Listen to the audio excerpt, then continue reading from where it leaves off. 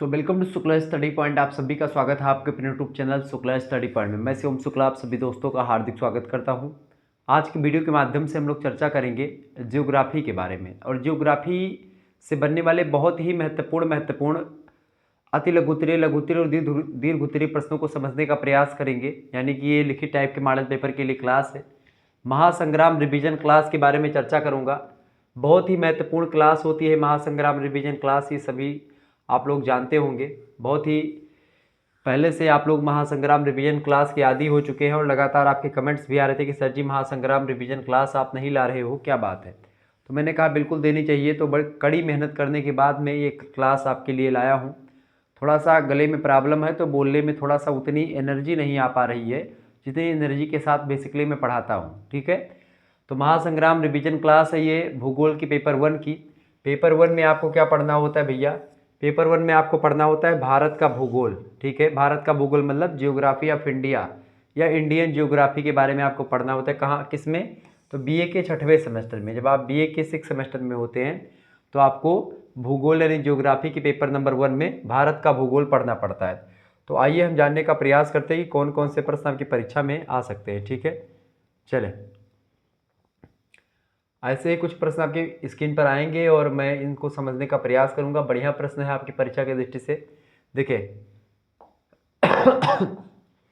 पहला प्रश्न आपकी स्क्रीन पर आ चुका है। भारत को कितने भौतिक विभागों में विभाजित किया गया है? भारत को कितने भौतिक विभाग मतलब कि भौतिक भागों में या भौतिक विभागों में विभाजित किया गया है? मान लेते हैं भारत है अपना, ठीक है।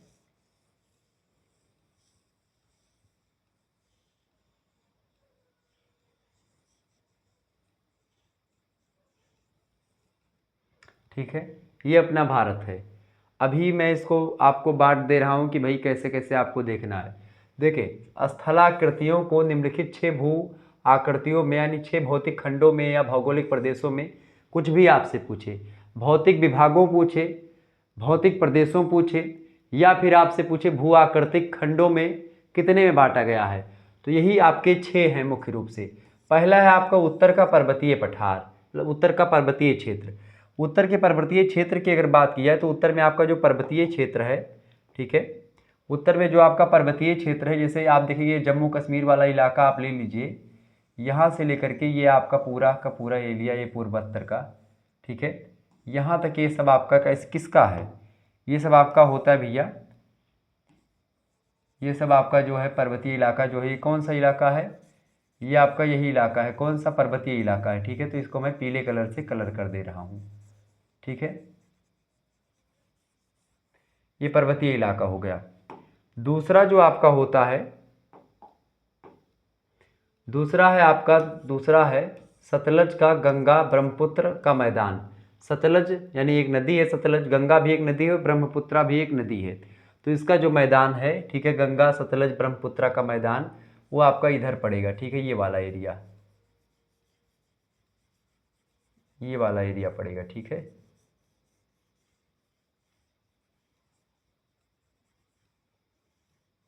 ये वाला एरिया जो आपका पड़ेगा, ये मैदानी एरिया, ठीक है। इसके बाद में तीसरा आपका पठार जो क्षेत्र है वो है प्रायद्वीपीय पठार। प्रायद्वीपीय पठार की अगर बात की जाए तो प्रायद्वीपीय जो पठार है आपका, प्रायद्वीपीय पठार मतलब कि जो ये एक प्रकार से आपका है, ये प्रायद्वीपीय पठार में आता है, ठीक है।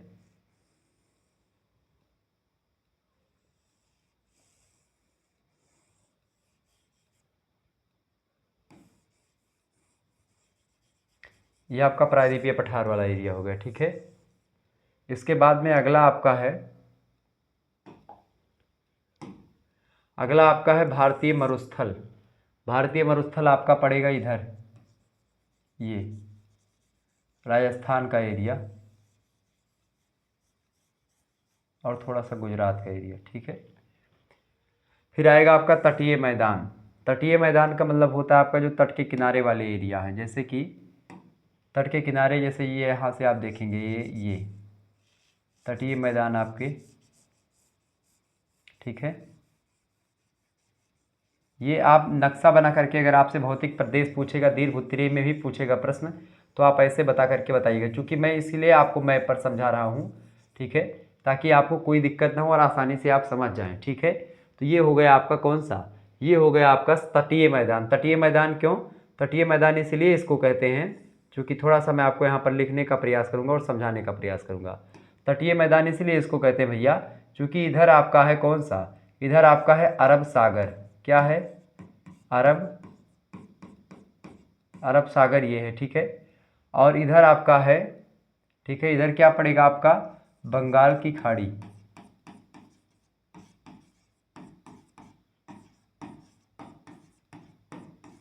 बंगाल की खाड़ी पड़ेगी, और यहीं पर आपका पड़ेगा अंडमान निकोबार द्वीप समूह, ठीक है। ये आपका अंडमान निकोबार द्वीप समूह हो गया, और इधर आपका पड़ेगा लक्षद्वीप समूह, ठीक है। ये बात आप ध्यान रखेंगे। तो अगला जो आपका रीजन होगा भौतिक प्रदेश, वो होगा छठा द्वीपीय समूह। द्वीपीय समूह आपके कौन से हो गए, ये आपके द्वीपीय समूह हो गए, ठीक है। ये आपके द्वीपीय समूह हो गए, क्लियर। यहाँ पर कहीं कहीं पर आपको एक एरिया और मिलता है, वो मिलता है आपका मध्यवर्ती जो है पठार, जो आपका मिलता है मध्यवर्ती मैदान।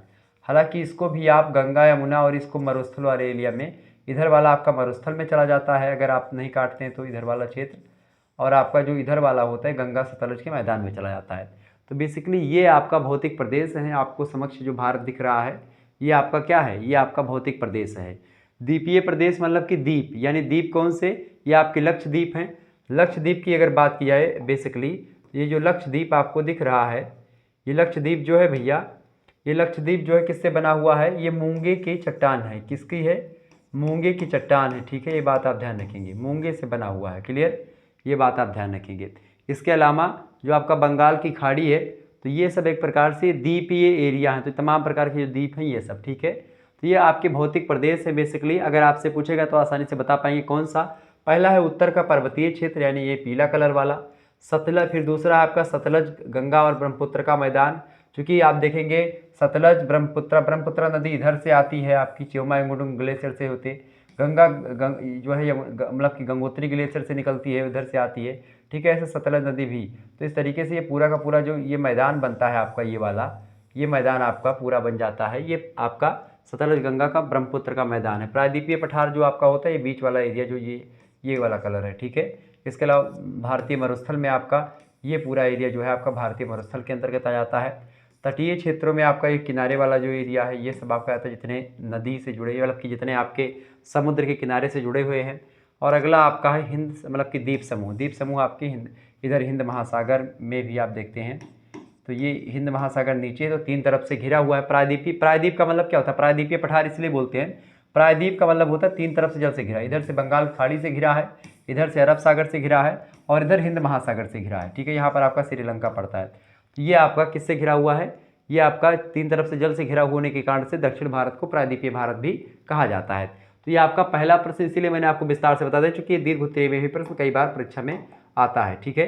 ये बात आप ध्यान रखेंगे। आगे बढ़ते हैं और भी दूसरे प्रश्न की ओर देखते हैं कि दूसरा प्रश्न आपका क्या है।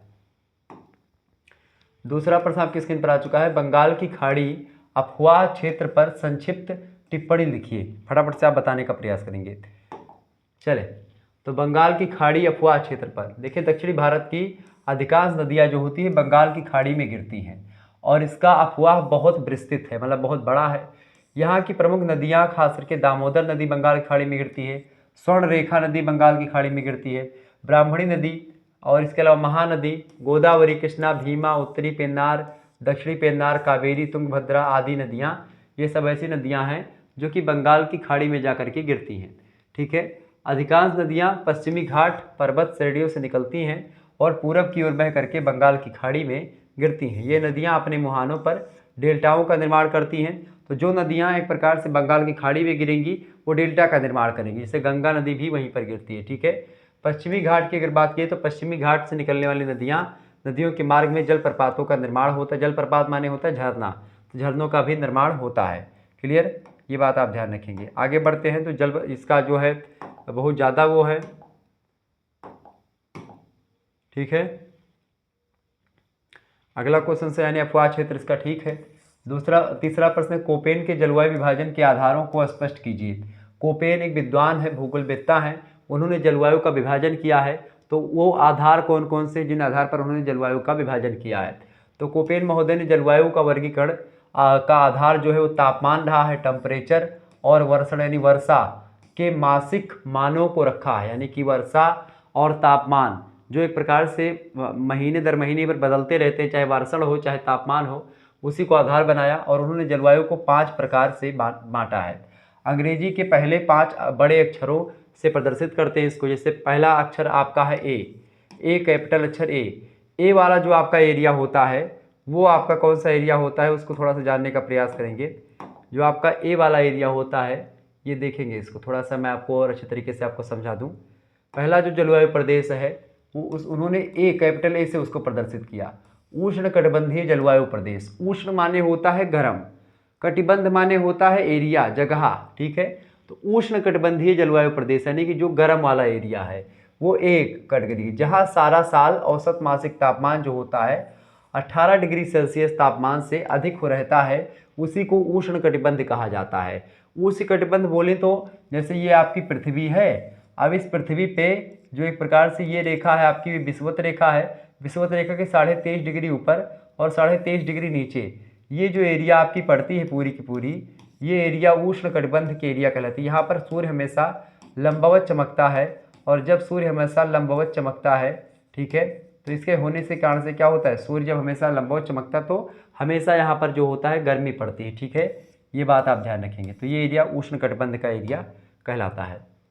दूसरा आपका है बी कैपिटल बी, ये शुष्क जलवायु वाला एरिया इन्होंने कैपिटल बी से। शुष्क माने होता है सूखा एरिया, जहाँ तापमान की तुलना में वर्षण बहुत कम होता है, यानी तापमान जो है ज़्यादा रहता है और वर्षा कम होती है, जो इसलिए शुष्क है।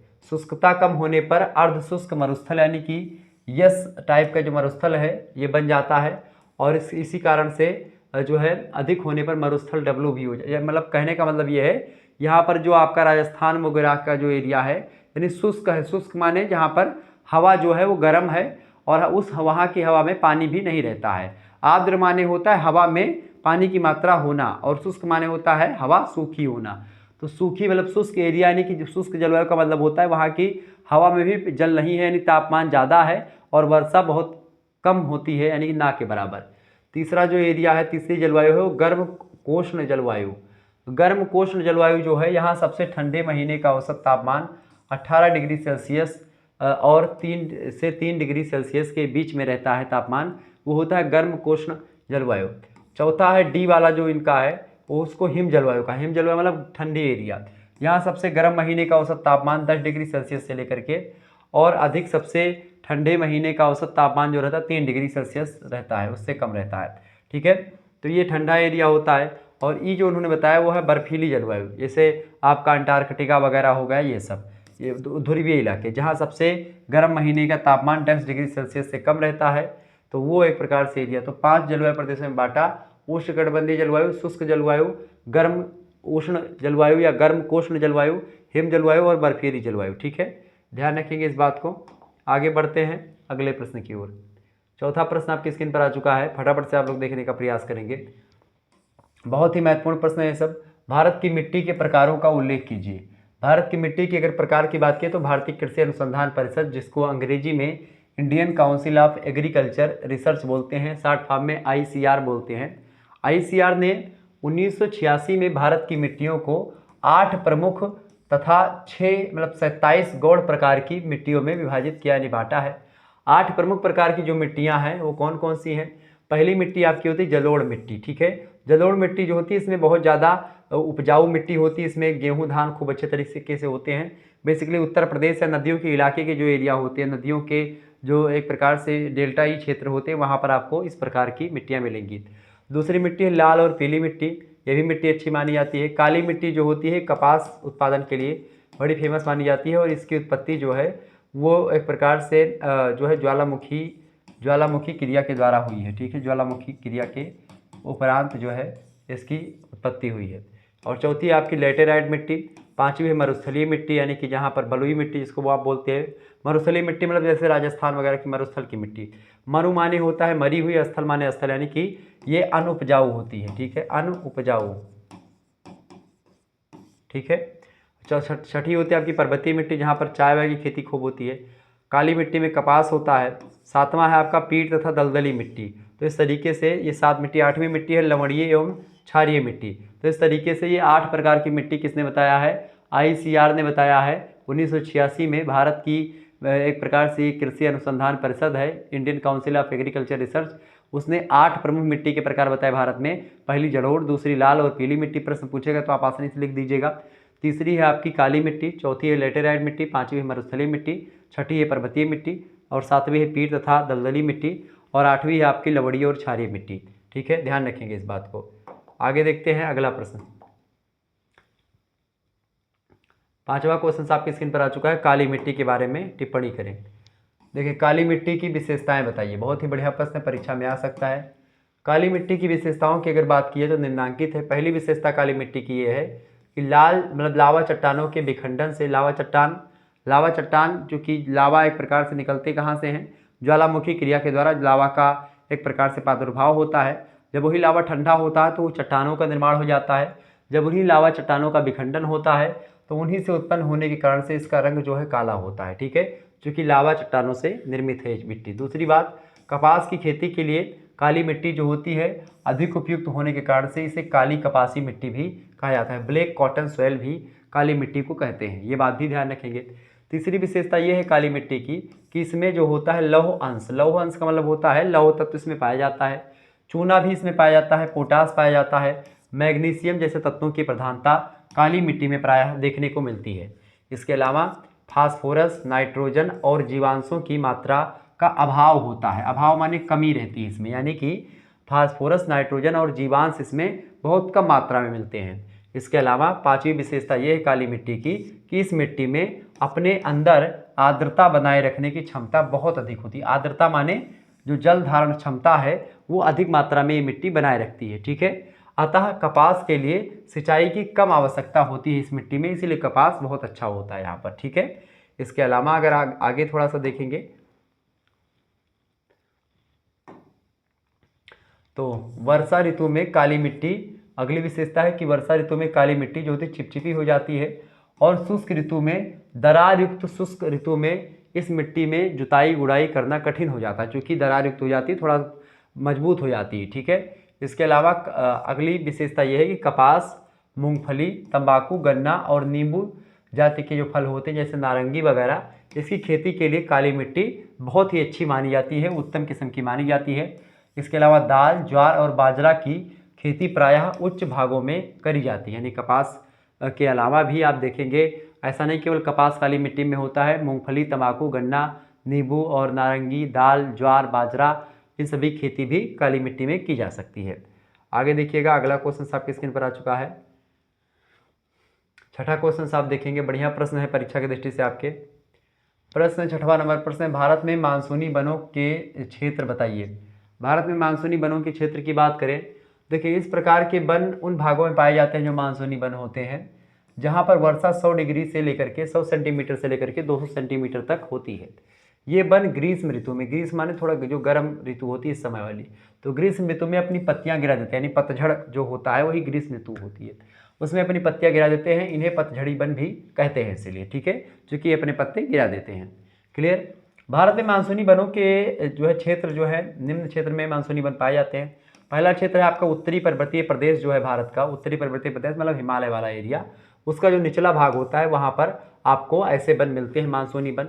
दूसरी बात, विंध्याचल जो पर्वत का एरिया है, सतपुड़ा पर्वत, नागपुर का जो पठार है और असम की जो पहाड़ियाँ हैं, इन सभी जगहों पर आप देखेंगे ऐसे पतझड़ टाइप के वन मिलते हैं या मानसूनी वन मिलते हैं। इसके अलावा जो है तीसरा, पूर्वी घाट का दक्षिणी भाग। पूर्वी घाट मतलब कि ये आपका जो आपका भारत है, भारत का एक प्रकार से जो पूर्वी घाट है वो ये आपका है। ये पूरब, देखिए ये हमेशा आप ध्यान रखेंगे, पूरब ये होता है, ठीक है, उत्तर ये होता है, दक्षिण ये होता है और पश्चिम ये होता है। ठीक है, तो पूरब एरिया यानी कि ये एरिया, ये पूर्वी घाट आपका है, ये पश्चिमी घाट है। ठीक है, तो जो पूर्वी घाट है उसका जो दक्षिणी एरिया है वो ये वाला होगा। तो पूर्वी घाट का दक्षिणी भाग जो है यहाँ पर भी आप देखेंगे तो ऐसे वन, भारत में मानसूनी वन यहाँ पर भी पाए जाते हैं। इसके अलावा पश्चिमी घाट का पूर्वी ढाल, पश्चिमी घाट का जो पूर्वी ढाल है, पश्चिमी घाट का पूर्वी ढाल यानी ये वाला एरिया। ठीक है, यहाँ पर, यानी एकदम किनारे नहीं नदियों के, यहाँ पर ये वाला एरिया। ठीक है, यहाँ पर भी आप देखेंगे ऐसे वन पाए जाते हैं। ये वन उपयोगिता की दृष्टि से अगर बात की जाए तो ये वन उपयोगिता की दृष्टि से बहुत ही महत्वपूर्ण होते हैं, क्योंकि ये वन अधिक सघन नहीं होते हैं और इनका उपयोग सरलतापूर्वक किया जा सकता है। इन वनों के मुख्य वृक्ष में खास करके साल, सागवन, एबोनी, नीम, चंदन, रोजवुड, आम, महुआ, शीशम, बांस ये सब आते हैं। इसमें से कुछ वृक्षों की लकड़ियाँ बहुत महत्वपूर्ण और उपयोगी होती हैं, जिसका उपयोग अनेक कार्यों में किया जाता है। ठीक है, तो साल, सागवन ये सब बहुत ही इंपॉर्टेंट लकड़ी होती है। सागवन तो बहुत ही फेमस लकड़ी है, आप लोग जानते होंगे। ठीक है, तो ये आपका हो गया छठवां प्रश्न। सातवां क्वेश्चन आप देखेंगे। सातवां प्रश्न आपकी स्क्रीन पर आ चुका है। लौह अयस्क के प्रकारों का उल्लेख कीजिए। लौह अयस्क की अगर बात की जाए तो लोहे की कच्ची धातु को लौह अयस्क कहा जाता है। ये 4 प्रकार के होते हैं। पहला होता है आपका मैग्नेटाइट। मैग्नेटाइट की अगर बात की जाए तो मैग्नेटाइट जो होता है इसमें धातु संपन्नता सबसे अधिक होती है। 72% लगभग धातु संपन्नता इसमें होती है। यानी मैग्नेटाइट में लगभग और लगभग जो धातु होता है लोह का, वो एक प्रकार सबसे ज़्यादा पाया जाता है। यह काले रंग का चुंबकीय लोहा होता है। इस प्रकार के अयस्क का कुल भंडार लोह है 341 करोड़ टन जो है अनुमानित है भारत में। दूसरा जो होता है वो होता है हेमेटाइट। दूसरा जो हेमेटाइट होता है इसमें धातु संपन्नता लगभग 60 से लेकर के 70% तक होती है। इसमें ऑक्सीजन तथा लोहे का सम्मिश्रण मिलता है। यह लाल भूरे रंग का होता है और इस प्रकार के अयस्क का कुल भंडार भारत में लगभग 960 करोड़ टन अनुमानित है। ठीक है, इसके अलावा जो तीसरा आपका होता है लौह अयस्क, वो है आपका लिमोनाइट। लिमोनाइट की अगर बात करें मेरे भैया, तो लिमोनाइट जो होता है इसमें लौहांश लगभग 20% से लेकर के 40% तक होता है और पीले रंग का होता है। यह ऑक्सीजन, जल तथा लौह का सम्मिश्रण होता है। ये बात ध्यान रखेंगे। और जो चौथा होता है लौह अयस्क, वो होता है आपका साइडेराइट। लौह अयस्क का मतलब कि लोहा का जो कच्चा रूप होता है जो हमको खुदाई से मिलता है। साइडेराइट जो होता है इसे आयरन कार्बोनेट भी कहते हैं। ठीक है, क्या बोलते हैं? Iron carbonate. यह लोहे और कार्बन के सम्मिश्रण से बनता है और इसका रंग भूरा होता है। इसमें लौह अंश लगभग 48% होता है और यह सबसे निम्न कोटि का लोहा माना जाता है साइडेराइट। ठीक है, तो 4 प्रकार के लोहे की लौह अंश होते हैं। कौन कौन से भाई? कौन कौन से होते हैं? एक होता है साइडेराइट जो सबसे निम्न होता है, फिर उससे ऊपर लिमोनाइट, फिर उससे ऊपर हेमेटाइट और उससे अच्छा मैग्नेटाइट। सबसे अच्छा जो लोहे की क्वालिटी वाला है वो है मैग्नेटाइट। ठीक है, सबसे घटिया वो है आपका साइडेराइट। 8वां क्वेश्चन आप देखेंगे। प्रश्न है, भारत के अभ्रक व्यापार पर संक्षिप्त टिप्पणी लिखिए। भारत के अभ्रक व्यापार पर संक्षिप्त टिप्पणी लिखिए। अभ्रक उत्पादन में आपको बता दूं कि भारत नंबर 1 पर है दुनिया में। ठीक है, इसके आसपास भी कोई देश नहीं है। व्यापार की अगर बात करें तो भारत का अधिकांश अभ्रक निर्यात कर दिया था। निर्यात मतलब बेच दिया जाता है। अभ्रक के विश्व व्यापार में भारत का जो योगदान रहा है लगभग 60% से भी अधिक रहा है। वर्ष 1991 से 92 के डाटे के अनुसार अगर देखें तो 35 करोड़ रुपए मूल्य का अभ्रक निर्यात किया गया था, बेचा गया था। निर्यात का 3/4 जो था, जो एक प्रकार से देखो मान लेते अगर 100 किलो बेचा गया होगा तो इसका 3/4 का मतलब ये 25 चौको 100। ठीक है, 4 एकम 4, 4 25 100, 25 तिया 75, यानी लगभग 75% जो है 3/4 ग्रेट ब्रिटेन और संयुक्त राज्य अमेरिका को ही दिया गया था। मतलब कि लगभग 75% जो है कोयला भारत का ग्रेट ब्रिटेन यानी कि इंग्लैंड के जो आस पड़ोस के देश हैं उनको और इंग्लैंड को, संयुक्त राज्य अमेरिका को ये बेचे जाते हैं। बाकी जो 25% बचा उसमें जापान, कनाडा, ऑस्ट्रेलिया, इटली और बेल्जियम इन सभी को बेचा जाता है।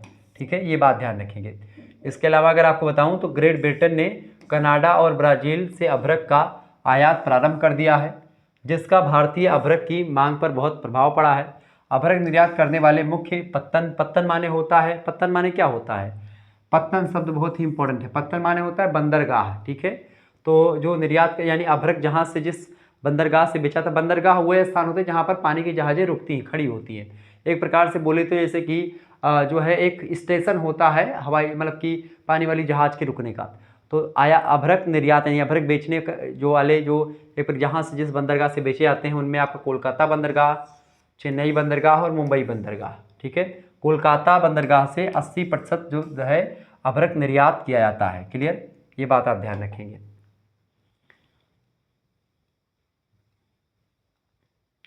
अगला क्वेश्चन आपके स्क्रीन पर आ चुका है। 9वां नंबर प्रश्न है, फटाफट से आप लोग देखने का प्रयास करेंगे। 9वां नंबर प्रश्न है, भारत को कितने कृषि जलवायु प्रदेशों में विभक्त किया गया है यानी बांटा गया है? प्रत्येक का उल्लेख कीजिए। तो भारत को कुल मिलाकर के 15 कृषि प्रदेशों में या कृषि जलवायु प्रदेशों में विभाजित किया गया है, जो कि निम्नलिखित है। पहला है आपका कृषि प्रदेश या कृषि जलवायु प्रदेश भारत में उत्तरी पश्चिमी पर्वतीय प्रदेश, दूसरा है उत्तरी पूर्वी प्रदेश, तीसरा है जो है सतलज यमुना का मैदान, चौथा है उत्तरी गंगा का मैदान, पांचवा है आपका मध्य गंगा का मैदान और छठा है आपका निम्न गंगा का मैदान। ठीक है। इसके बाद में आपका सातवां है दक्षिण पूर्वी का पठार और आठवां है अरावली मालवा का उच्च भूमि, नौवां है महाराष्ट्र का पठार, 10वां है आपका दक्षिण आंतरिक प्रदेश, 11वां है आपका पूर्वी तटीय मैदान, इसके अलावा 12वां है आपका पश्चिमी तटीय मैदान, 13वां है गुजरात का प्रदेश, 14वां है आपका पश्चिमी राजस्थान वाला एरिया, 15वां है अंडमान और निकोबार द्वीप समूह। इसके बाद में तो ये आपके 15 हो गए आपके कृषि जलवायु प्रदेश। ठीक है। तो भारत को कितने जलवायु प्रदेशों में बांटा गया है? 15 जलवायु प्रदेशों में। ये 15 जलवायु प्रदेश आपके स्क्रीन पर विजिबल हैं, आप लोग इसका स्क्रीनशॉट भी ले सकते हैं। ठीक है। तो आप याद कर लीजिएगा इन प्रश्नों को। आगे बढ़ते हैं और भी प्रश्नों को जानने का प्रयास करते हैं। 10वां क्वेश्चन आपकी स्क्रीन पर आ चुका है, फटाफट से आप लोग देखने का प्रयास करेंगे। 10वां प्रश्न है चावल उपज के लिए आवश्यक भौगोलिक दशाओं का उल्लेख कीजिए। तो चावल उपज के लिए आवश्यक भौगोलिक दशाएं जो होती हैं, चावल बेसिकली उष्णकटिबंधीय फसल है। उष्णकटिबंध का मतलब होता है गर्मी का पौधा है। ठीक है। चावल जो होता है ये गर्मी का पौधा है, अभी बोया जाएगा या आपका जुलाई वगैरह के आसपास में। ठीक है। इसकी पहले बीज डाली जाती, फिर उसके बाद में इसकी जब बीज थोड़ी सी बड़ी हुई तो उसकी रोपाई करी जाती है। इसकी उपज के लिए भौगोलिक दशाएं जो आवश्यक हैं होती हैं, उसमें तापमान की अगर बात की जाए, तापमान चावल की कृषि के लिए ऊंचा तापमान होना बहुत ज़रूरी होता है। वर्ष का औसत तापमान लगभग 21.1 डिग्री सेल्सियस रहना इस फसल के लिए उपयोगी होता है। बोते समय तापक्रम लगभग 20 डिग्री सेल्सियस तथा पकते समय 27 डिग्री तापमान चावल के लिए होना बहुत ज़रूरी होता है। वर्षा की अगर बात की तो यही सब आपका भौगोलिक दशाएं होती हैं, तापमान, वर्षा, मिट्टी, ये सब। ठीक है। वर्षा की अगर बात की तो चावल के लिए वर्षा 75 दिन जलपूर्ण खेतों की आवश्यकता होती है, मतलब कि खेत में पानी भरा रहे लगभग 75 दिन धान बोने के बाद में। 150 से 200 सेंटीमीटर औसत वर्षा एक प्रकार से जरूरी होती वार्षिक वर्षा, और क्षेत्र में इसकी कृषि की जाती है। कम वर्षा वाले भागों में सिंचाई करके जो है चावल की खेती करी जाती है। क्लियर। मिट्टी की अगर बात की तो मिट्टी जो होती है इसके लिए कौन सी उपयोगी मानी जाती है बाबू? इस चावल की कृषि के लिए जो है मिट्टी जो है चीका युक्त मिट्टी उत्तम मानी जाती है, क्योंकि यह मिट्टी अधिक समय तक नमी धारण कर सकती है। ऐसी मिट्टी नदियों की घाटियों में, डेल्टाओं में और जो तटवर्ती भाग होते हैं समुद्र के, उसमें मिलती है। धरातल की अगर बात की जाए तो इसकी कृषि के लिए समतल भूमि का होना बहुत आवश्यक होता है, ताकि वर्षा का या अथवा सिंचाई का जो जल है वो एक प्रकार से पर्याप्त मात्रा में सभी धरातल पर बराबर बराबर मिल सके। पहाड़ी ढालों पर सीढ़ियां बना करके भी चावल की खेती की जाती है। ठीक है। आगे देखें 11वां नंबर क्वेश्चन आपके स्क्रीन पर आ चुका है, फटाफट से आप लोग देखने का प्रयास करेंगे। 11 नंबर प्रश्न है कपास की उपज की भौगोलिक दशाओं का उल्लेख कीजिए। कपास की अगर बात की तो कपास भी चावल की तरह उष्णकटिबंधीय जलवायु का एक पौधा है। इसके लिए भौगोलिक परिस्थितियों की अगर बात की जाए तो कुछ भौगोलिक परिस्थितियां हैं जो अनिवार्य हैं। जैसे तापमान की अगर बात की जाए कपास के लिए, तो कपास की कृषि के लिए 20 डिग्री से लेकर के 30 डिग्री सेंटीग्रेड तापमान का होना आवश्यक माना जाता है। इसकी फसल के लिए 200 दिन स्वच्छ और पाला रहित मौसम का रहना अनिवार्य होता है। अगर पाला पड़ जाएगा तो कपास खराब हो जाता है। दूसरी भौगोलिक स्थिति होती है वर्षा की अगर बात की तो कपास के लिए साधारण नमी की आवश्यकता होती है। इसके लिए लगभग 50 से 100 डिग्री सेंटीमीटर वर्षा आवश्यक है। वर्षा थोड़े थोड़े समय के बाद बौछारों के रूप में होते रहना आवश्यक होती है। 50 सेंटीमीटर से कम वर्षा होने पर सिंचाई की आवश्यकता पड़ती है। कपास की चुनाई के समय मौसम शुष्क होना बहुत ज़रूरी होता है। ठीक है। उस समय जब कपास की चुनाई हो तो उस समय मौसम शुष्क होना चाहिए, मतलब पानी वानी ना बरसे उस दौरान। ठीक है।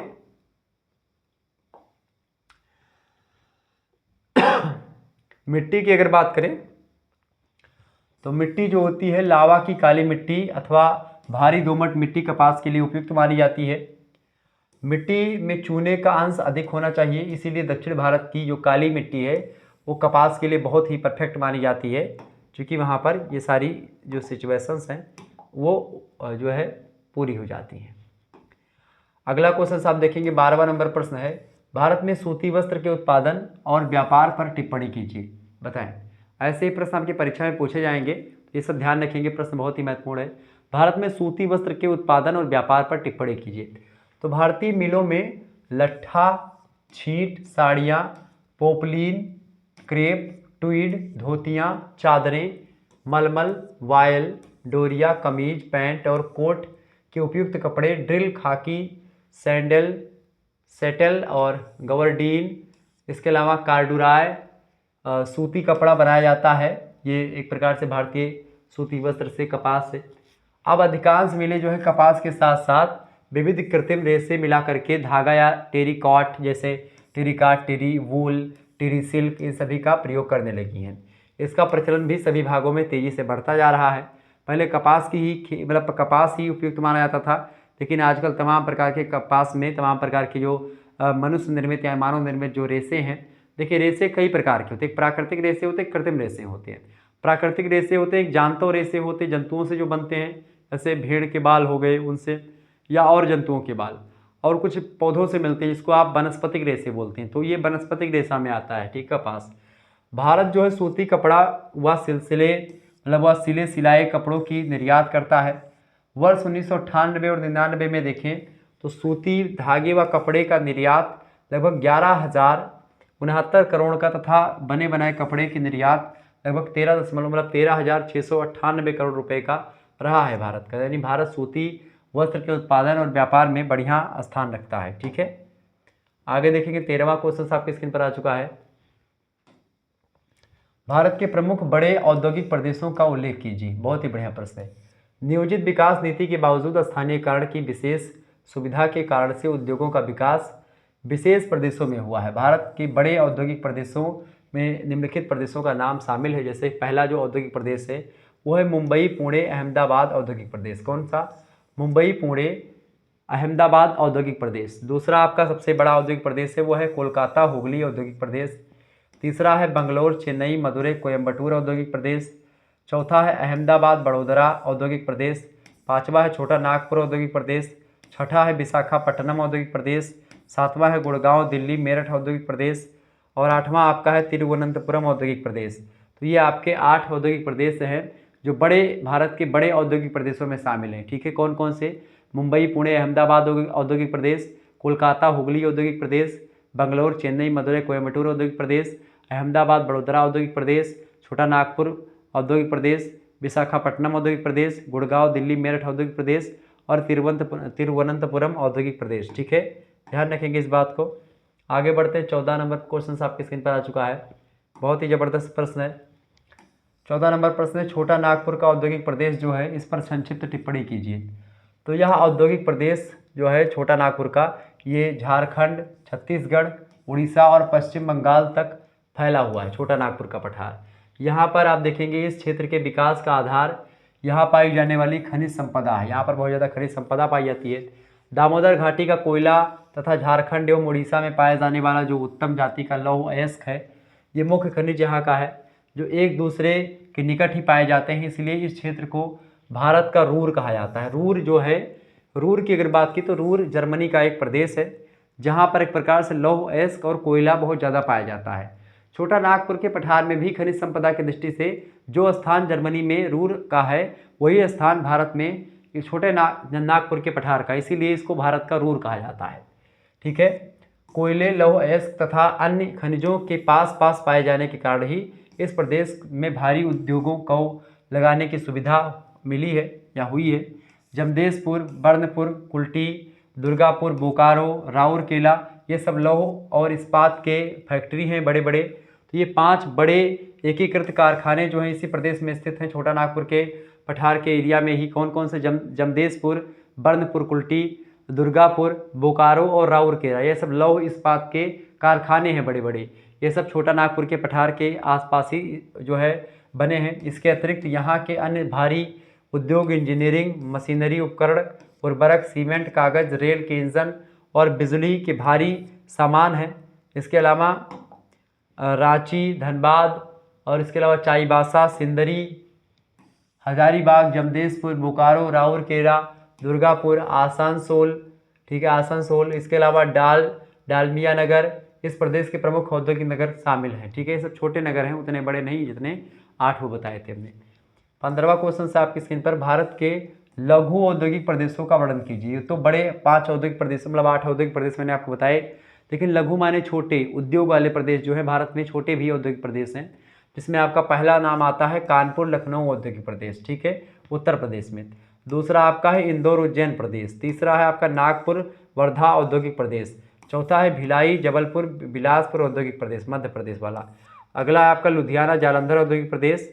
छठा है आपका अम्बाला अमृतसर औद्योगिक प्रदेश। इसके अलावा अगला आपका है इलाहाबाद वाराणसी मिर्ज़ापुर औद्योगिक प्रदेश, ठीक है, सातवां। और इसके बाद में आपका आठवां है जो है आदिलाबाद निजामाबाद औद्योगिक प्रदेश। इसके अलावा नौवां है जयपुर अजमेर औद्योगिक प्रदेश। 10वां है ब्रह्मपुत्र घाटी का औद्योगिक प्रदेश। 11वां है कोल्हापुर दक्षिणी कन्नड़ औद्योगिक प्रदेश। 12वां है आदिलाबाद निजामाबाद औद्योगिक प्रदेश, ठीक है, तो हो गया।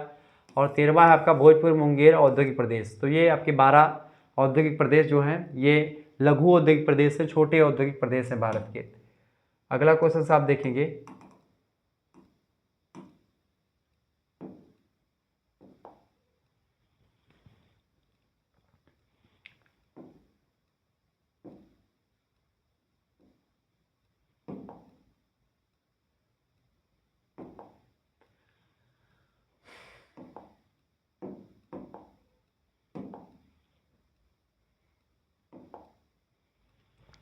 देखिए 16वां प्रश्न है, भारत में पुरुषों की तुलना में स्त्रियों के अनुपात कम होने के क्या कारण हैं।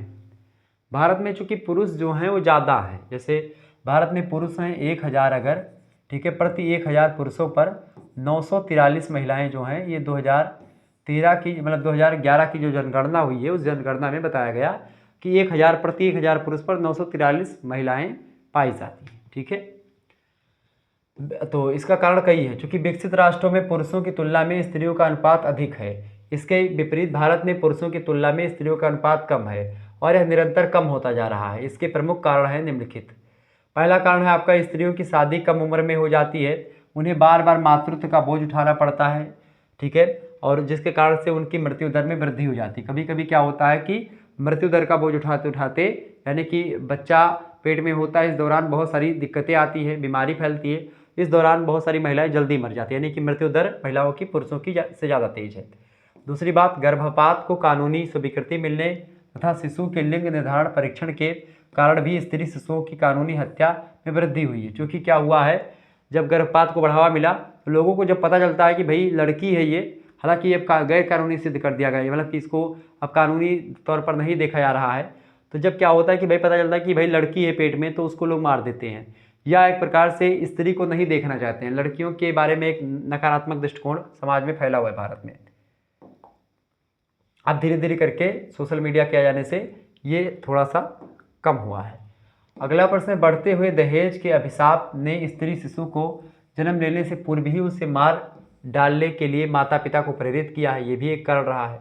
इसके अलावा पुरुष प्रधान समाज होने के कारण, पुरुष शिशु के प्रति अधिक लगाव होने के कारण भी स्त्री शिशु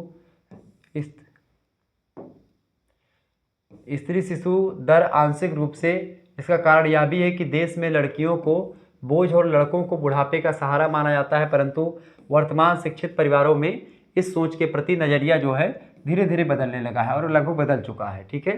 तो अब लड़का और लड़की एक समान किनारे, नर नारी एक समान किनारे लग रहे हैं।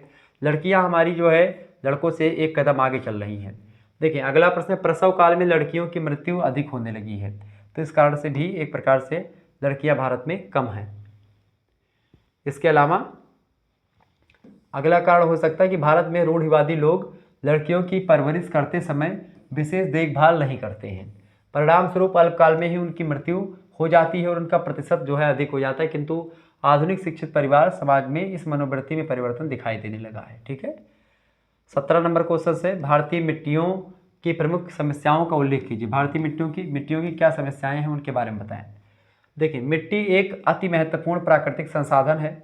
भारत एक कृषि प्रधान देश है और कृषि प्रधान देश होने के कारण से इसका सर्वाधिक महत्व जो है मिट्टियों का होता है। संक्षेप में भारतीय मिट्टियों की प्रमुख समस्याओं को यहाँ पर जो है मैं बताने का प्रयास करूँगा, जो कि इस प्रकार है। आइए समझने का प्रयास करते हैं कौन कौन सी मिट्टियों की समस्याएं हैं। भारत में मिट्टियों की क्या क्या समस्याएं हैं। पहली समस्या तो यही है भैया कि भूमि अपर्दन की समस्या। अपर्दन का मतलब होता है कि मिट्टी जब जल से या जो है वायु के द्वारा मिट्टी उड़ करके अलग चली जाए या जल के द्वारा मिट्टी कट करके बह जाए तो उसको बोलते हैं मृदा अपरदन। तो मृदा अपरदन की समस्या। दूसरी समस्या मृदा अपरदन से क्या होता है कि जो उसकी उपज होती है वो कट करके बह जाती है, ऊपरी जो परत होती है कट करके बह जाती है, तो उर्वरक क्षमता क्षीण हो जाती है। दूसरा है जलाक्रांत, मतलब कि जलाक्रांत की समस्या। जलाक्रांत मतलब जल भर जाता है कभी कभी बाढ़ आ जाने से, तो इससे भी एक प्रकार से मिट्टी की हानि होती है, ये भी एक समस्या। तीसरी समस्या है क्षारीय भूमि की समस्या। मिट्टी एक प्रकार से क्षारीय हो जाती है तो भी एक समस्या है। चौथी समस्या बंजर भूमि की समस्या। बंजर भूमि का मतलब क्या होता है, भूमि कभी कभी भूमि क्या होती है, बंजर हो जाती है। भारत में बंजर भूमि भी बढ़ रही है। इसके अलावा मरुभूमि विस्तार की समस्या। मरुभूमि मतलब मरुस्थल, ठीक है, मरुस्थल भी बढ़ रहा है। इसके अलावा मृदा अपक्षय। अपक्षय का मतलब होता है मृदा का टूट जाना, मृदा का फट जाना, मृदा का टूट करके विखंडित हो जाना। कृषि भूमि अपहरण, ये सब एक कृषि भूमि का अपहरण हो रहा है। कृषि भूमि पर लोग बड़े बड़े घर बनवा रहे हैं, तमाम प्रकार की चीज़ें हो रही है। तो ये तमाम प्रकार की समस्याएं जो हैं ये कृषि मतलब ये मिट्टियों की हैं, भारतीय मिट्टियों की, ठीक है। आगे देखेंगे अगला क्वेश्चन आपकी स्क्रीन पर आ चुका है। 18वां नंबर प्रश्न आप देखेंगे। प्रश्न बहुत ही बढ़िया है। 18 नंबर प्रश्न है जनजातियों की प्रमुख समस्याओं का उल्लेख कीजिए। देखिए जनजातीय क्षेत्रों की प्रमुख समस्याएं निम्नलिखित हैं। पहली समस्या है भूमि विस्थापन की समस्या। भूमि विस्थापन का मतलब क्या होता है, जनजातीय लोग जंगल में रहते हैं, जंगल में मान लेते हैं कोई चीज़ बनवा रही है सरकार, तो सरकार के रास्ते में जनजाति का इलाका आया तो जनजाति को हटा दिया जाता है, यानी उसको विस्थापन का जो है प्रकार से झेलना पड़ता है। विस्थापन का मतलब जैसे कोई भी काम होगा तो उसको अलग जाना पड़ेगा, यानी अपना घर बार छोड़कर, तो विस्थापन की समस्या। दूसरी समस्या ऋणग्रस्तता और शोषण की समस्या। क्योंकि जब ऐसे एरिया में रहते हैं जनजाति लोग तो ऋण कर्जा ले लेते हैं, शोषण उनका बहुत ज़्यादा हो जाता है, ठीक है, जो कर्जा देते हैं वो शोषण भी करते हैं उनका, और भी तमाम प्रकार की समस्याएं। इसके अलावा जब कर्जा या उनका ऋणग्रस्त हो जाते हैं तो बंधुआ मजदूरी करने लगते हैं। बंधुआ मतलब कि वो 200 रुपये पाएंगे और डेली तुम्हारे यहाँ भिड़े रहेंगे, या आप उनको कर्जा दिए रहो और दिन रात आपके ही काम करते रहेंगे, तो बंधुआ मजदूरी वो होती है। चौथा होता है निम्न शैक्षणिक स्तर भी, यानी कि शिक्षा का स्तर नीचे है। इसके अलावा निम्न कृषि उत्पादन और उत्पादकता की समस्या है, कृषि करना भी उतने हाईटेक तरीके से नहीं जानते हैं। इसके अलावा भूमि पुनर्ग्रहण की समस्या। इसके अलावा सिंचाई सुविधा का अभाव है इन लोगों में। सिंचाई एक प्रकार जैसे इंजन वगैरह जैसे अपने यहाँ पर है नहर वगैरह, तो यहाँ पर केवल वर्षा पर ही आधारित रहते हैं। इसके अलावा पीने की पानी की समस्या, ठीक है, रोजगार के अवसरों का अभाव है वहाँ पर, स्वास्थ्य सुविधाओं का अभाव है, अभाव माने कमी, परिवहन का अभाव है, ठीक है, ये जनजातियों की अभाव है। इसके अलावा जन भागीदारी की कमी है वहाँ पर। तो इस तरीके से जनजातियों की कई सारी समस्याएं हैं भारत में। ये समस्याएं आप लिख दीजिएगा, आपको नंबर मिल जाएगा। आगे देखेंगे 19 नंबर क्वेश्चन आपके स्क्रीन पर आ चुका है। 19 नंबर प्रश्न है भारत में कितने प्रकार के वन पाए जाते हैं। भारत में भैया वनों को एक प्रकार से कई भागों में बांटा जाता है। पहला आपका वन होता है भारत में उष्णकटिबंधीय सदाबहार वन। सदाबहार वन एक प्रकार से ऐसे वन होते हैं जैसे कि जो हमेशा हरे भरे रहते हैं, जो हमेशा एक प्रकार से हरे भरे रहते हैं, उनको सदाबहार वन कहते हैं। और वो एरिया उष्णकटिबंध का एरिया होता है जहाँ पर ऐसे वन पाए जाते हैं। उष्णकटिबंध में इसलिए वन ऐसे इसलिए पाए जाते हैं क्योंकि वहाँ पर वर्ष भर वर्षा होती है और धूप भी अच्छी खासी मात्रा में मिलती है, ठीक है, तो उष्णकटिबंधीय सदाबहार वन। दूसरे वन होते हैं उष्णकटिबंधीय मानसूनी या पतझड़ी वन, जो मैंने आपको शुरुआत में बताया था, ठीक है। भारत में बेसिकली मानसूनी और पतझड़ी वन बहुत ज़्यादा पाए जाते हैं। तीसरा होता है उष्णकटिबंधीय शुष्क वन। चौथा है मरुस्थलीय वन। पांचवा है ज्वारीय वन। छठवा है आपका पर्वतीय अल्पाइन या टुंडा वनस्पतियाँ जो ठंडे एरिया में पाई जाती हैं। तो इस तरीके से आपका ये वन हो गए भारत में जो पाए जाते हैं। अगला प्रश्न आपके स्क्रीन पर आ चुका 20 नंबर क्वेश्चन आप देखेंगे। 20वां प्रश्न है जल विद्युत, यानी कि जो बिजली जल से बनाई जाती है, ठीक है, वो उसके उत्पादन के लिए आवश्यक भौगोलिक दशाओं का उल्लेख कीजिए। तो इसके लिए निम्न भौगोलिक दशाएं आवश्यक होती हैं जल विद्युत बनाने के लिए। पहला, धरातल विषम पहाड़ी या पठारी होना चाहिए जिन पर नदियाँ एक प्रकार से जलप्रपातों का निर्माण करती हैं। जलप्रपात का मतलब होता है झरने। जब नदियाँ खूब बेग से गिरती हों तो फिर उसी बेग का सहारा लेकर के उसी बेग को जो उसको नदियों की गतिज ऊर्जा है उसी को विद्युत ऊर्जा में कन्वर्ट किया जा सकता है। इसके अलावा नदियाँ सदावाहिनी हों, हमेशा बहने वाली हों, उनके उद्गम हिमाच्छादित प्रदेशों में हों। हिमाच्छादित मतलब कि जहाँ पर बर्फ जमे हो, जैसे गंगोत्री ग्लेशियर से, ठीक है, ऐसे। किंतु नदियाँ नदियों का जल दूषित काल में जमना नहीं चाहिए। ठीक है, अगर नदियों का जल जो एक प्रकार से अगर नदियाँ गंदी हैं और उस काल में नदियाँ जम जाती हैं, जैसे कि मान लेते गंगा नदी कानपुर तक आते थे, बड़ी गंदी हो जाती हैं, तो उस समय अगर नदियाँ जम जाए तो फिर वो दिक्कत हो जाएगी। ठीक है, ये ध्यान रखेंगे।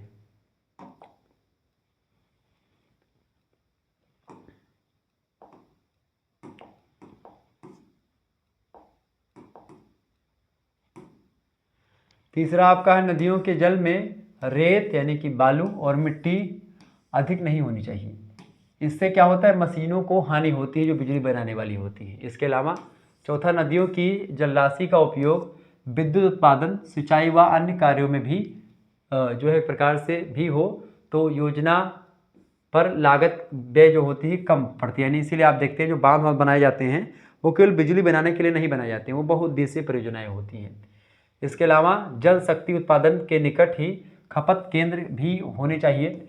विद्युत को अधिक दूर भेजने में अधिक व्यय लगता है, अधिक खर्चा लगता है और ऊर्जा का भी ह्रास होता है। ठीक है, इसीलिए एक प्रकार से जो बिजली बनाई जाए उसके उत्पादन के लिए भी, ठीक है, वहाँ पर उसके यूज के लिए भी वो चीज़ें होनी चाहिए। ठीक है, 21 नंबर क्वेश्चन आप देखेंगे। प्रश्न है आपका, भारत की विविधता का विश्लेषण किया मतलब किस प्रकार से किया जा सकता है। भारत चूंकि एक प्रकार से विविधता में एकता स्थापित करने वाला देश माना जाता है। भारत में एक प्रकार से हर एक क्षेत्र में आपको विविधता देखने को मिलेगी। जैसे पहला, संरचना संबंधी विविधता। भारत का जो स्ट्रक्चर है उसी में आप देखते हैं भौगोलिक संरचना में ही विविधता अब आपको भारत में मिलेगी।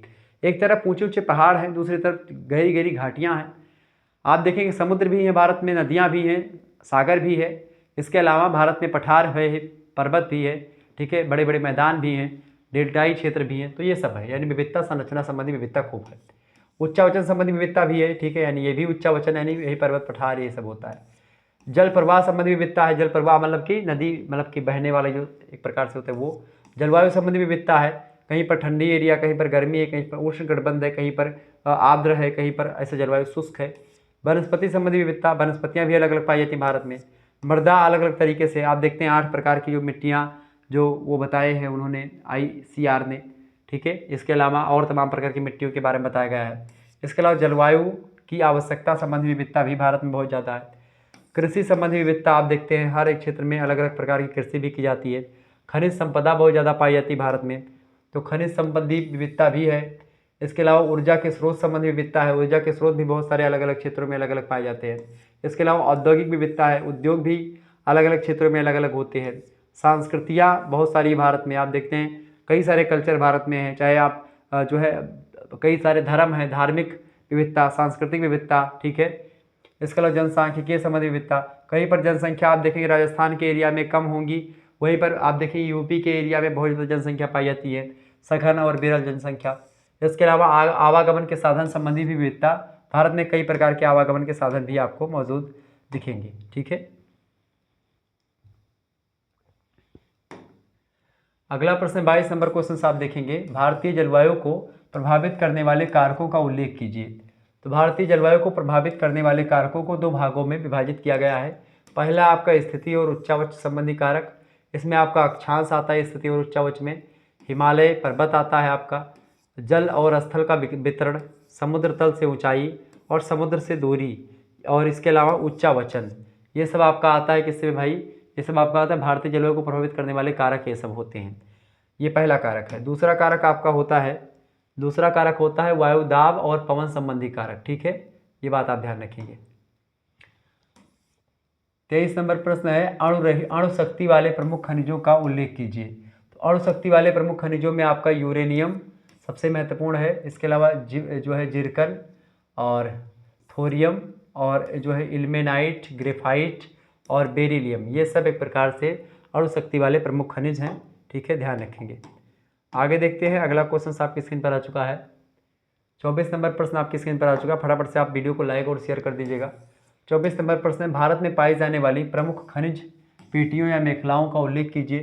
यानी पेटियाँ मतलब कि जहाँ जहाँ पर एक प्रकार से खनिज पाए जाते हैं वो एरिया का एक प्रकार से जो बेल्ट है पूरा वो। तो भारत में खनिज क्षेत्र वाले जो है वो 5 मेखलाएँ हैं, 5 पेटियाँ हैं जिनमें खनिज पाई जाती है। पहला है आपका झारखंड, बिहार, उड़ीसा और पश्चिम बंगाल की मेखला, ठीक है। दूसरी है मध्य प्रदेश, छत्तीसगढ़ और आंध्र प्रदेश, महाराष्ट्र की मेखला। तीसरी है कर्नाटक तमिलनाडु मेखला, चौथा है राजस्थान गुजरात मेखला और पांचवा है केरल मेखला। तो ये 5 मेखलाएं एक प्रकार से पाई जाती हैं। इसके अलावा कुछ अन्य मेखलाएं भी हैं, जैसे कि उत्तरी पूर्वी असम मेखला और हिमालय का क्षेत्र, यहाँ पर भी कुछ खनिज संपदा पाई जाती है। ठीक है, तो ये सब ध्यान रखेंगे। आगे देखते हैं, अगला प्रश्न आपकी स्क्रीन पर आ चुका है। 25 नंबर क्वेश्चन आप देखेंगे, बढ़िया प्रश्न है। प्रश्न है, हरित क्रांति की प्रमुख विशेषताओं या तत्वों को बताइए। हरित क्रांति की अगर बात की जाए तो इसके जनक जो हैं वो कौन हैं? हरित क्रांति के जनक हैं भारतीय जनक। ठीक है, भारत के स्तर की बात कर रहा हूँ। भारतीय जनक हैं आपके स्वामीनाथन, MS स्वामीनाथन। और अगर बात की जाए विश्व स्तर की तो नार्मन बोरलॉग।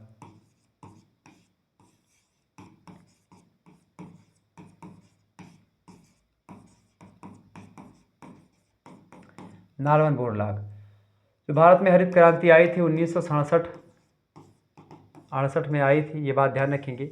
इसकी जो मुख्य फसल मतलब इसमें बढ़ोतरी हुई वो हुई गेहूँ के। ठीक है, गेहूँ और चावल में, गेहूँ और चावल। ठीक है, इसमें बढ़ोतरी हुई है। क्लियर?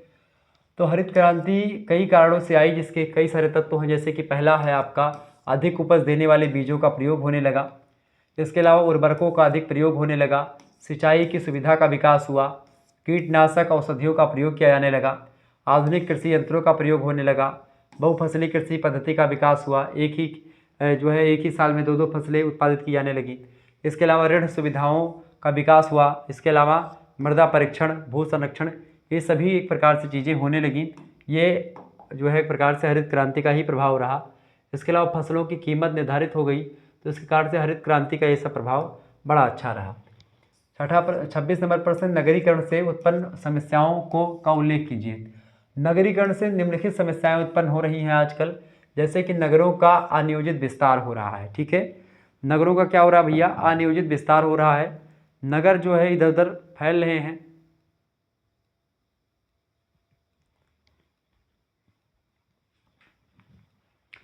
तो नगरों का क्या हो रहा है? अनियोजित विस्तार हो रहा है। नगर जैसे मान लेते हैं, आजकल आप देख रहे हैं कि छोटे छोटे जो शहर हैं वो लगातार नगरों की जो है होड़ में लगातार उसमें बसाव हो रहा है, लोग नगरों की ओर बढ़ रहे हैं, लोग बस रहे हैं। ठीक है, तो नगरों का विस्तार हो रहा है। इसके अलावा नगरों के विस्तार के साथ ही साथ आप देख रहे हैं अनियोजित विस्तार का मतलब कि कोई प्लानिंग नहीं है विस्तार करने का, या कोई एक प्रकार से एक नियम नहीं है, कोई श्रृंखलाबद्ध तरीके से कोई समायोजन करने वाला नहीं है, मतलब कि ऐसे तैसे बच रहे हैं सभी लोग।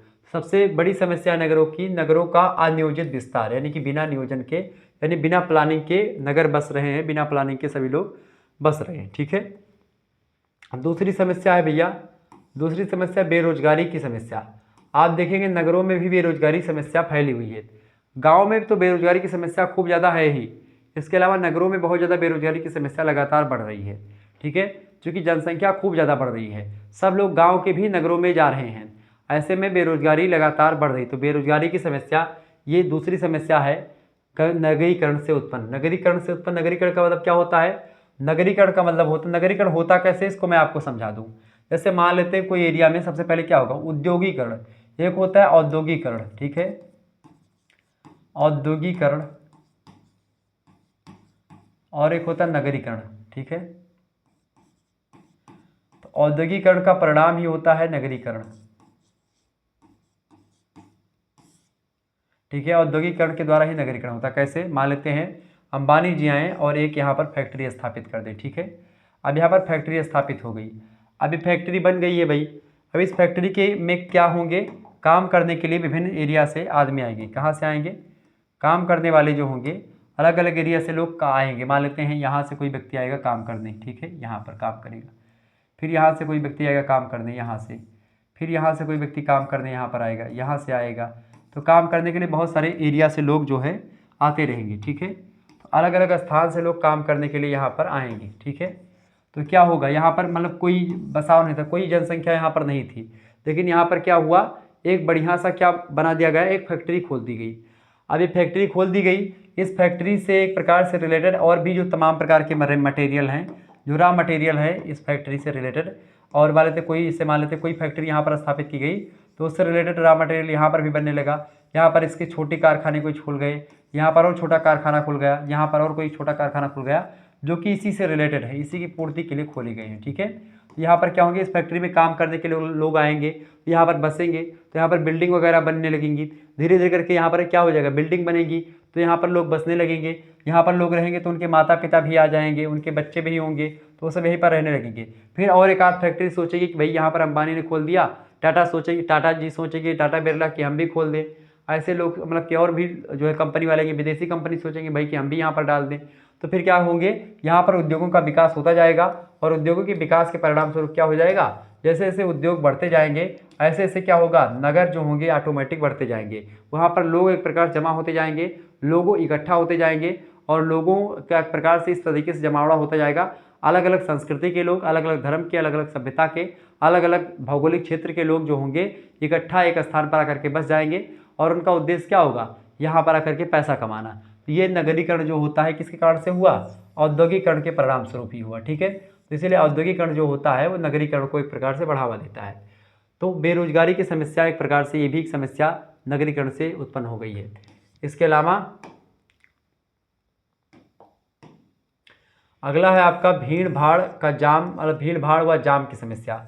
आजकल शहरों में आप देखते हैं जाम बहुत ज़्यादा लगने लगे हैं, इसीलिए फ्लाईओवर बनाया जाता है। ठीक है, नगरों में फ्लाईओवर, ताकि ऊपर ऊपर निकल जाए, मेट्रो की व्यवस्था करी जाती है ताकि नगरों में जाम ना लगे।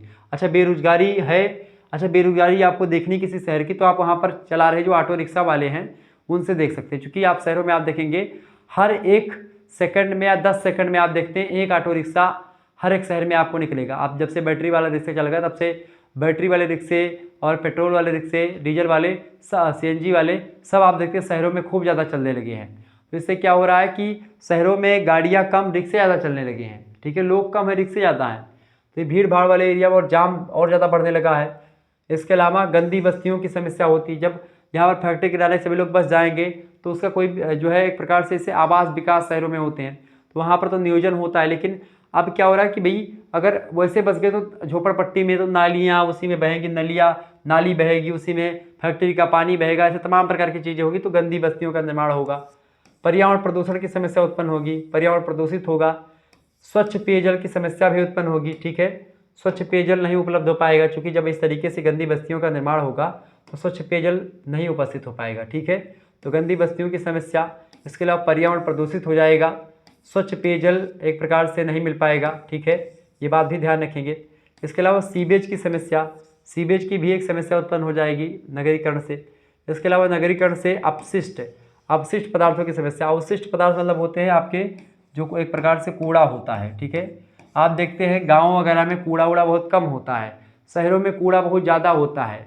एक गाड़ी चलती है कि जो है क्या होता है, कूड़ा वाला आया घर से कचरा, मतलब क्या है गाना एक आता है कि गाड़ी वाला आया घर से कचरा निकाल। ठीक है, ये गाना बजता है तो सभी लोग अपने अपने घर से बाहर निकलते हैं शहरों में और तमाम कूड़ा डाल देते हैं। ठीक है, तो ये सब कूड़ा वूड़ा की समस्या। अब ठोस अपशिष्ट भी आप शहरों में जो प्रकार से फैक्ट्रियाँ होती हैं तमाम प्रकार के, वहाँ से तमाम प्रकार के मलबे निकलते हैं। आप गंगा नदी को देखेंगे कितना प्रदूषित है, क्यों प्रदूषित है, कानपुर तक आते थे, क्योंकि कानपुर का जो एक प्रकार से जो फैक्ट्रियाँ उनके जो एक प्रकार से फैक्ट्री का जो एक प्रकार से गंदा पानी है, या जो शहर का एक प्रकार से नाला होता है, शहर का जितने भी घर के आपके जो एक प्रकार से लेटरिन वगैरह के जो पानी होते हैं, या सब उसी में नदी में एक प्रकार से खोल दिए जाते हैं। इससे क्या होता है, नदियों के पानी दूषित हो जाते हैं और जल प्रदूषण की समस्या उत्पन्न हो जाती है, हैजा और तमाम प्रकार की बीमारियां फैलने लगती हैं। ठीक है, तो ठोस अपशिष्ट की भी समस्या है। इसके अलावा सामाजिक समस्या और अपराधों का उदय होता है। सामाजिक समस्या और तमाम प्रकार के अपराध भी जब शहर एक प्रकार से होते हैं, शहरीकरण होता है, नगरीकरण होता है, तो इससे अपराधों का भी एक प्रकार से वो बढ़ जाता है। ठीक है, सामाजिक समस्याएं भी तमाम प्रकार की नगरीकरण से बढ़ी हैं। तो इस तरीके से आप लोगों ने तमाम प्रकार की चीज़ों को समझा। ठीक है, तो ये आपके लिए बहुत ही महत्वपूर्ण था। ओके, आप सभी लोग एक बार वीडियो को लाइक और शेयर कर दीजिएगा। ये आपकी परीक्षा की दृष्टि से बहुत ही महत्वपूर्ण लेक्चर था।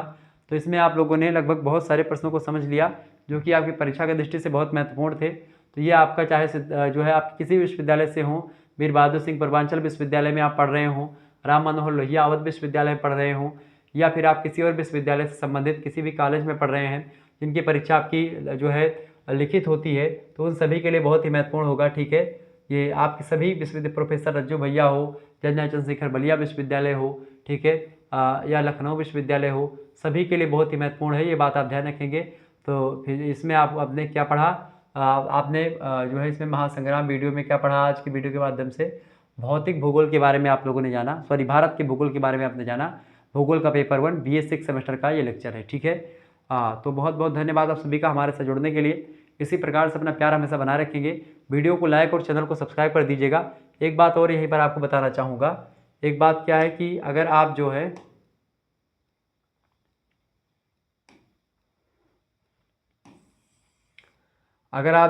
क्या, अगर आपको को करिकुलर कोर्स का वीडियो देखना है, को